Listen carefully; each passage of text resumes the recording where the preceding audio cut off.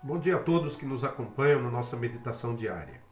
Hoje nós vamos fazer mais uma pausa no nosso estudo do Salmo 119, porque creio ser importante meditarmos num texto da Palavra de Deus, já que hoje temos um julgamento do Supremo Tribunal Federal que envolve um habeas corpus aí, de um político importante, e isso tem mais do que a ver com esse habeas corpus, tem a ver com o combate à corrupção. E eu quero ler o texto de primeira carta de Paulo a Timóteo, capítulo 2, versos 1 a 8. Eu quero pensar com os irmãos um pouquinho sobre orar pelo país. Diz a palavra de Deus: antes de tudo, exorto que se façam súplicas, orações, intercessões e ações de graças por todos os homens, pelos reis e por todos que exercem autoridade, para que tenhamos uma vida tranquila e serena em toda piedade e honestidade. Isso é bom e agradável diante de Deus, nosso Salvador, que deseja que todos os homens sejam salvos e cheguem ao pleno conhecimento da verdade. Porque há um só Deus e um só mediador entre Deus e os homens, Cristo Jesus, homem. Ele se entregou em resgate por todos para servir de testemunho a seu próprio tempo. Digo a verdade, não minto, pois para isso fui constituído pregador e apóstolo, mestre dos gentios na fé e na verdade. Quero que os homens orem em todo lugar, levantando mãos santas, sem ódio nem discórdia. Nós vivemos um tempo de polarizações no nosso país, e isso é muito preocupante. Embora estejamos aqui na França, nosso coração está sempre orando pelo nosso país. Fico triste ao ver que, após um apelo do presidente da nossa Convenção Batista Brasileira, alguns pastores questionem esse tipo de pedido. Vi alguns amigos muito chegados usar o texto de Isaías 58 para dizer que não vão jejuar, não vão orar, porque o verdadeiro jejum é o cuidado aos pobres e tudo mais. Eu entendo essas coisas. Mas, queridos, nós precisamos compreender um aspecto muito importante. A corrupção, a fraude, a mentira, todas as desgraças que campeiam em nosso país, as injustiças sociais, têm como raiz principal o pecado.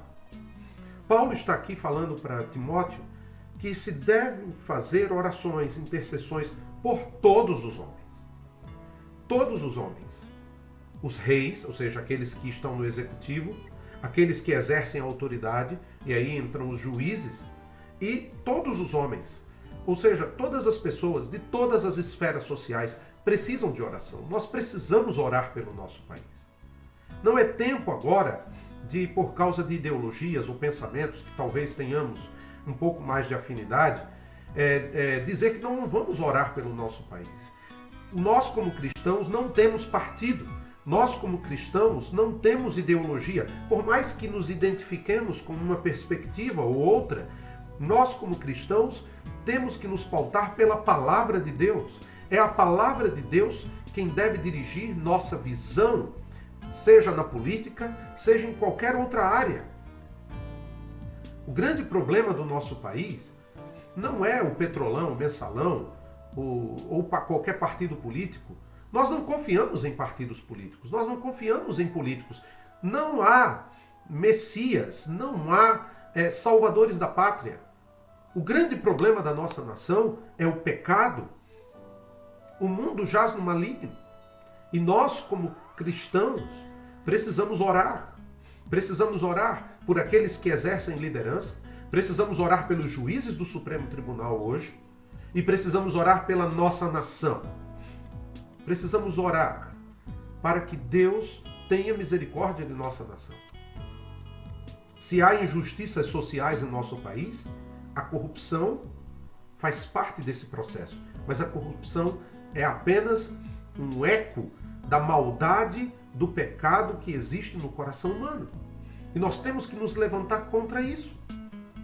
Temos que dizer, não aceitamos a corrupção, não aceitamos que políticos que estão julgados sejam abrandados, e temos que lutar pela fé, em oração, mas também com as nossas mãos, lutar pelo bem da nossa nação.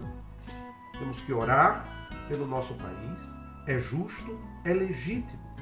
Temos que orar para que Deus converta os corações, mas também temos que orar para que Deus mude a visão da igreja, para que a igreja comece a combater a corrupção dentro dela mesma. Porque é triste, sim, é fato, triste, ver que muitas vezes a igreja está preocupada somente com a sua própria percepção religiosa e esquece de ver os oprimidos, os fracos, aqueles que não têm voz, aqueles que perderam todo o direito. Nesse momento, temos que orar, como disse Paulo aqui, levantando mãos santas, mãos consagradas, sem ódio nem discórdia. Eu temo pelo nosso país. Temo que os radicalismos levem o nosso país a um momento em que ele nunca passou. E nós, como cristãos, temos que colocar diante do Senhor os governos, temos que colocar diante do Senhor os juízes e dizer: tem misericórdia de nós, Senhor. Perdoa-nos como igreja quando deixamos de ouvir o apelo do pobre, do fraco, do necessitado, do órfão, da viúva. Esse é o apelo de Isaías 58. Não é ser contra o jejum. É dizer, o jejum tem que vir acompanhado de ações práticas. Você jejua, mas cuida do órfão, da viúva, do pobre, do necessitado. Jesus foi claro quando falou sobre isso. Jesus não foi contra o jejum. Ele foi contra a forma teatral do jejum. Então, queridos, nós como cristãos precisamos orar. Se você sente no coração de jejuar, jejue. Faça-o na presença de Deus. Você não vai mudar o coração de Deus. Certamente Deus tem um plano e Ele fará o plano que tem sobre o nosso país. Mas temos que orar para que tenhamos uma vida tranquila e serena, em toda piedade e honestidade. E a piedade e a honestidade só vem com consagração. A igreja brasileira precisa rever seus conceitos, deixar de espiritualizar muitas coisas e olhar para a palavra de Deus e viver segundo a palavra de Deus, orando pelos dirigentes, orando pelas instituições, orando pela paz do país, trabalhando pelo bem do país, lutando contra as pequenas corrupções. As pequenas, não é por Brasília. Brasília também.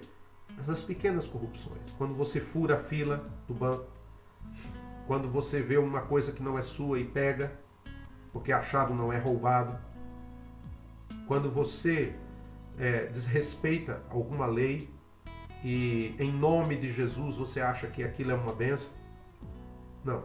É hora de combater a corrupção em todas as dimensões, em todas as perspectivas. Mas o maior combate à corrupção é a pregação do Evangelho. É dizer aos homens que Deus deseja que eles cheguem ao pleno conhecimento da verdade, porque há um só Deus e um só mediador. Porque somente o Evangelho pode transformar o coração de pedra num coração de carne. Somente o Evangelho pode converter o coração. E convertendo o coração, também converter as perspectivas da vida. Portanto, irmãos, vamos fugir do ódio, vamos fugir da discórdia, vamos levantar mãos santas. Hoje, num dia tão importante do nosso país, oremos pelo Brasil.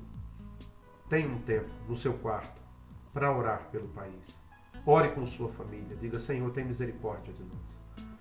Faz justiça. Tu és o Deus de toda justiça. Que Deus seja glorificado em nossas vidas, que você tenha um dia abençoado e que possamos pedir misericórdia de Deus sobre nossa nação. Combate à corrupção começa com a pregação do Evangelho, porque a corrupção é um sintoma da verdadeira doença. A doença se chama pecado. E só podemos combater o pecado com a pregação da palavra de Deus. Deus o abençoe. Tenha um ótimo dia.